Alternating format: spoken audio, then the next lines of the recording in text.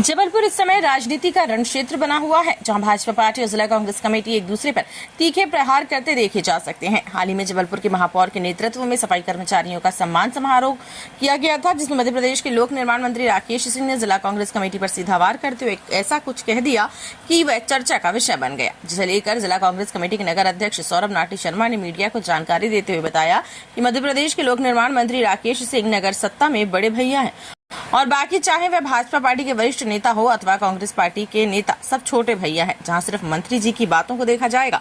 वहीं सौरभ शर्मा ने फ्लाईओवर को लेकर बताया कि मंत्री जी और भाजपा की आपसी मुठभेड़ के चलते जो मध्य प्रदेश का सबसे बड़ा फ्लाईओवर बनकर तैयार खड़ा है, जिसे राजनीति के चलते लोकार्पण नहीं किया जा रहा है, उससे साफ तौर पर देखा जा सकता है। वही इस बात के सबूत हैं कि इस फ्लाईओवर की आधारशिला राज्यसभा सांसद विवेक तनखा के प्रयास से रखी गई थी। फिर भी यदि इसका श्रेय मंत्री जी मोदी सरकार को देना चाहते हैं तो कोई बात नहीं। पीबीसी के लिए जबलपुर से ऋषि रजक की रिपोर्ट। कल एक बयान दिया है मंत्री जी ने कि छुटभइयों की बात का जवाब नहीं देते। हाँ, बिल्कुल सही है। इस समय जो मंत्री है वो सबसे बड़ा है, बाकी सब छुटभइया है। फिर चाहे वो इस शहर के सांसद जी हो, फिर चाहे महापौर जी हो, फिर चाहे विजनरी नेता रहे हैं भारतीय जनता पार्टी के हैं, भले ही आदरणीय बिश्नोई जी। और आज तो समय यह है कि जो बड़ भैया हुआ करते थे, जिनसे माननीय मंत्री जी पार्षद की टिकट की गुहार लगाया करते थे, वे भी आज के तौर पे छुटभैया हो गए। और छुटभैयों का आलम यह है कि पश्चिम विधानसभा में जब छुटभैया जनता उनके कार्यालय जाती है तो उनसे वैसे ही व्यवहार किया जाता है जिस तरीके से बड़ भैया करते हैं। छुटभैयों की वहाँ पर सुनवाई कुछ नहीं होती है। ये तमाम बातें जबलपुर में देखने को आई है। खैर, मुद्दे की बात पे आते हैं।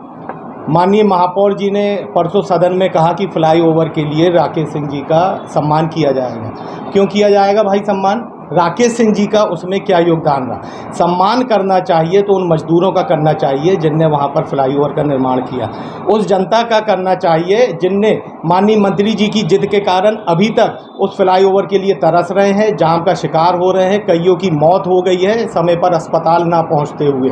सम्मान आप उनका कर रहे हो जिनके कुर्ते की क्रीज तक नहीं खराब होती है, उनका आप सम्मान करना चाह रहे हो। दूसरी बात, जो हम लोग बात कह रहे हैं कि इस फ्लाईओवर का निर्माण होके रखा है लेकिन लोकार्पण नहीं किया जा रहा है, इन दो माननीयों की झंझट, इन दोनों माननीयों के झगड़े के कारण, इनके वर्चस्व की लड़ाई और श्रेय लेने की लड़ाई के कारण एक तरफ राकेश सिंह जी उसका लोकार्पण करना चाहते हैं, एक तरफ आशीष दुबे जी जिनका अधिकार बनता है उसका लोकार्पण का।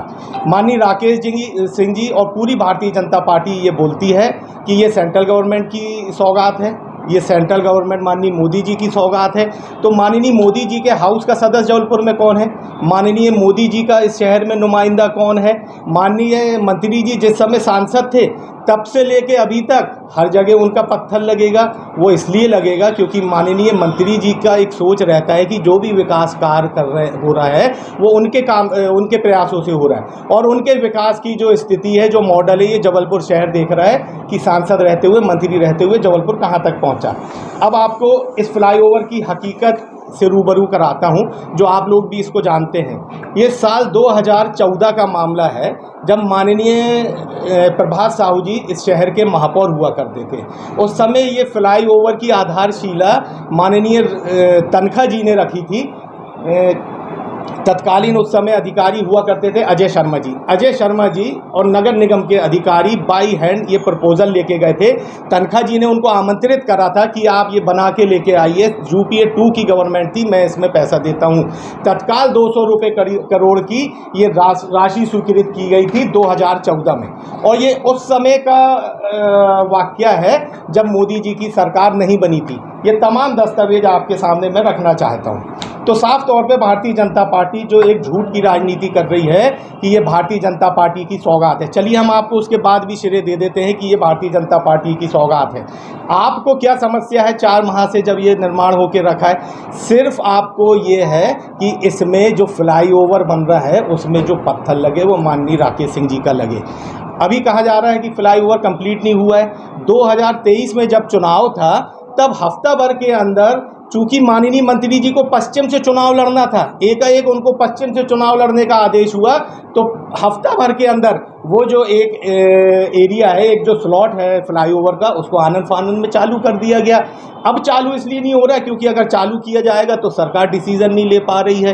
भाजपा डिसीजन नहीं ले पा रही है कि आशीष दुबे जी फीता काटेंगे कि राकेश सिंह जी फीता काटेंगे, तो स्वाभाविक सी बात है कि जब मंत्री जी इस शहर में है तो बाकी पूरा शहर छुटभैया है और छुटभैयों की बातों का जवाब नहीं दिया जाएगा। पहले भी मैं बोल चुका हूं, पश्चिम विधानसभा की जो जनता है वो तरस रही है क्योंकि वो सब छुटभैया है। भारतीय जनता पार्टी के वो सब नेता, कई नेता ऐसे हैं जो उसमें विजनरी हैं, वह सब छुटभैया हैं राकेश सिंह जी की जिद के सामने। अभी भी समय है, शनिवार को, जब हम लोग को कोई शौक नहीं है लोकार्पण का, न कांग्रेस उसका लोकार्पण कर रही है, कांग्रेस एक माध्यम बन रही है जनता से। अपने आसपास की हर छोटी बड़ी खबर देखने के लिए हमारे चैनल पुलिस ब्यूरोक्रेट्स न्यूज को बेल आइकन दबाकर सब्सक्राइब करें, जिससे आपको हर खबर समय से मिलती रहे। अधिक जानकारी के लिए हमसे संपर्क करें। हमारे कॉन्टैक्ट नंबर हैं 9039011886 एवं 9770229999।